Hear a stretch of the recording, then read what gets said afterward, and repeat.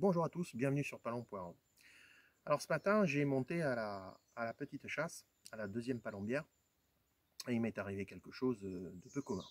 Donc j'ai pris mon tracteur, comme d'habitude, j'ai traversé le plateau pour arriver à la palombière, j'ai garé mon tracteur, je l'ai éteint, j'ai pris la cisaille électrique pour me faire un passage pour pouvoir mettre le tracteur comme il faut.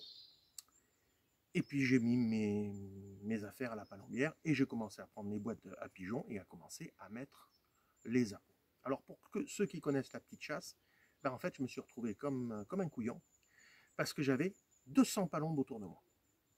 Dans des chaînes qui faisaient 7 à 8 mètres, pas plus, c'était bardé de palombes. Alors bien sûr, le tracteur, je suis passé mais juste à côté en tracteur. Elles n'ont pas eu peur, elles ne sont pas barrées. J'ai fait de la cisaille électrique, elles se sont pas barrées. Mais par contre, quand j'ai commencé à porter les pigeons et à monter les appâts, là, tout le monde a fait la valise. Petit à petit, mais tout le monde a fait la valise. Alors c'était la pointe du jour, il faisait jour, hein, je tiens à le dire.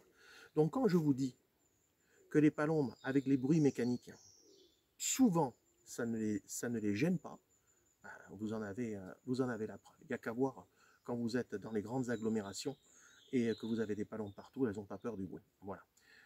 Voilà, elles ont peut-être peur de l'homme, mais le bruit, non. Et bien là, vous voyez, j'étais autour de moi, et là, à chaque fois que je levais la tête, eh ben, je voyais des palombes qui partaient. J'ai dit, mon couillon, si j'étais arrivé une demi-heure plus tôt au noir, les choses auraient été différentes. Voilà. Donc, vous voyez, le bruit, finalement, n'est pas un facteur qui peut être dérangeant pour la palombe, même si pendant des années, on a pensé le contraire. Allez, à très bientôt sur palombe.org.